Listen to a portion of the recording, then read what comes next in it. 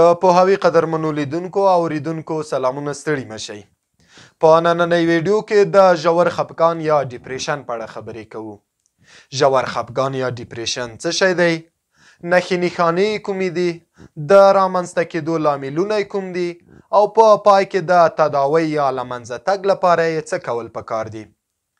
د روغتیا پوهانو په اند کله چې د انسان او چاپیریال ترمنځ د توافق توان لږ یا بیخي له منځه لاړ شي، په دغه حالت کې ژور خفګان یا ډیپریشن رامنځته کیږي.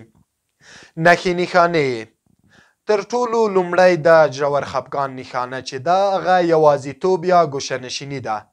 هغه کسان چې په ژور خفګان یا ډیپریشن اخته شوي وي د ټولنې له نورو وګړو او انسانانو څخه ځان یوازې ګڼي او تل نه غواړي له نورو سره په ټولنیزو غونډو، جلسو او یو ځای ناستو کې اشتراک وکړي. تل غواړي په یوازې توګه خپلې کړنې سمبال کړي او له نورو څخه یوازې اوسي. دویمه تر ټولو مهمه نقطه چې ده هغه ناهیلي ده. هغه کسان چې په ژور خفګان یا ډیپریشن ناروغۍ اخته شوي وي هغوی د تل لپاره ځان ناهیلی ګڼي، ځان کم ګڼي، تر نورو د کمترۍ احساس کوي او د ژوند بیلابیلو اړخونو کې تل له ناامیدۍ او ناهیلۍ سره مخ کیږي. دریم تر ټولو مهمه نقطه چې ده هغه خفګان دی. خفګان په دې معنا د ژور خفګان سره هم یو لینک لري. په دې معنا کله چې یو څوک د ژوند په بیلابیلو اړخونو کې له اندک او کمترین خفګان سره هم مخ کیږي، هغوی دغه کم خفګان خپل ذهن کې لوی نیسي او دا د دې لامل کیږي چې په ورو ورو دوی ژور خفګان یا ډیپریشن په لوري بوځي. څلورم، ژړا.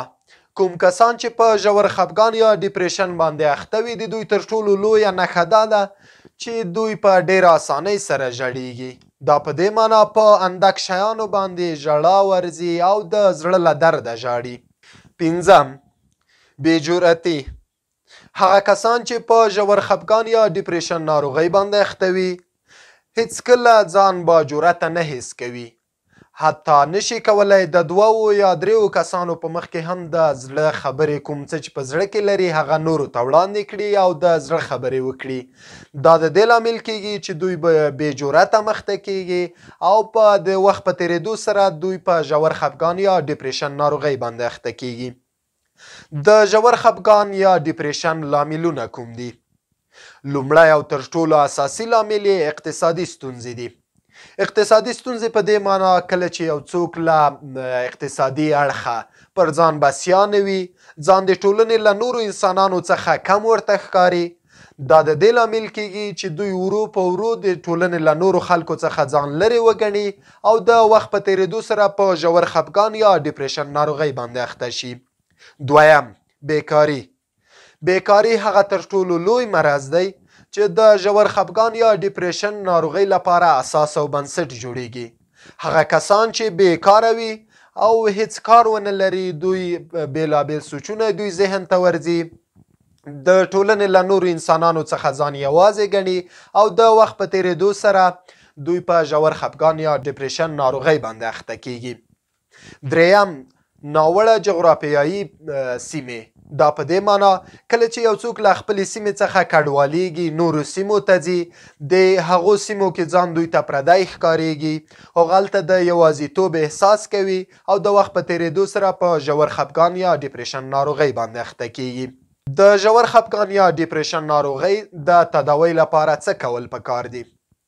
تر ټولو لومړی باید هر انسان خپلې کړنې په منظم او سمه توګه ترتیب کړي.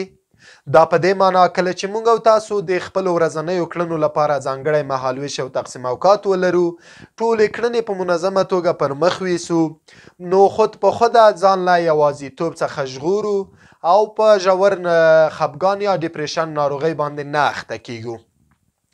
دویم، د منظم خوب درلودل. هر انسان په 24 ساعتو کې په اوسط ډول 8 ساعته خوب ته اړتیا لري.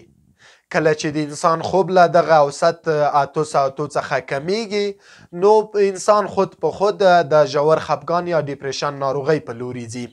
که چیرته د دې برعکس عمل وکړي یعنې خپل خوب په پوره توګه سمبال کړي په سمه توګه ورته پاملرنه وکړي نو د ژور خفګان یا ډیپریشن مخنیوی کولی شي. دریم د منظم خوراک درلودل.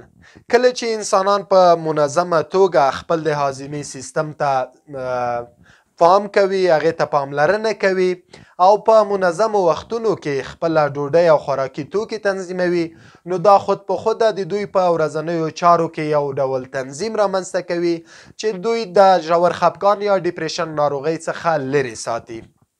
قدرمنو اوریدونکو د دې او ورته نورو ویډیوګانو لپاره له پوهاوي سره اوسئ.